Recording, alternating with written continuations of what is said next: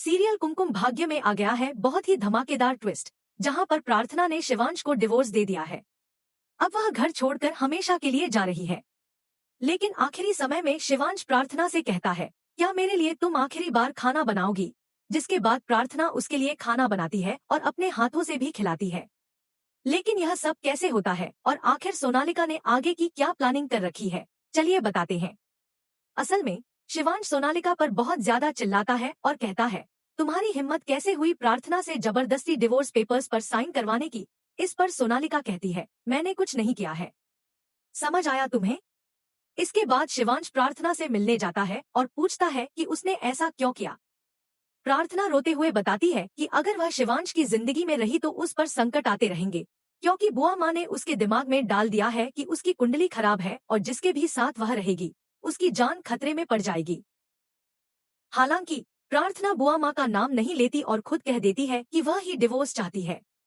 आज शिवांश अपने दिल की बात प्रार्थना से कह देता है, उसे प्रपोज करता है और बताता है कि वह उसके साथ रहना चाहता है, उससे प्यार करता है और कभी उसका साथ नहीं छोड़ना चाहता।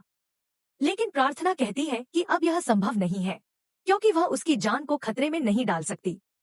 वह तलाक चाहती है और शिवांश को पेपर्स देती है।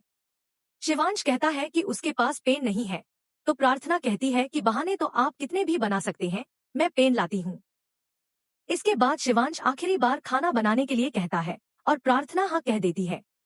जब वह खाना बना रही होती है, तभी सोनालिका आकर कहती है कि तुम्हें क्या लगता है, खाना बनाकर शिवांश का दिल जीत लोगी और यहीं रुक जाओगी?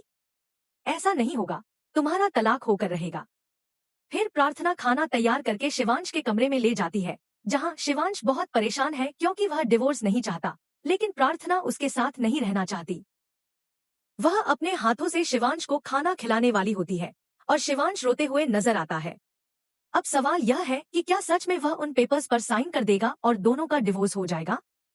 और क्या बुआ माँ के बारे में सच्चाई सामने आएगी कि उसने सोनालिका के कहने पर प्रार्थना से जबरदस्ती साइन करवाए? आपको क्या लगता है? आप आने वाले इस ट्विस्ट के लिए कितने एक्साइटेड हैं? हमें कमेंट बॉक्स में बताएं। ऐसे ही खबरों से जुड़े रहने के लिए हमारे चैनल को सब्सक्राइब करें।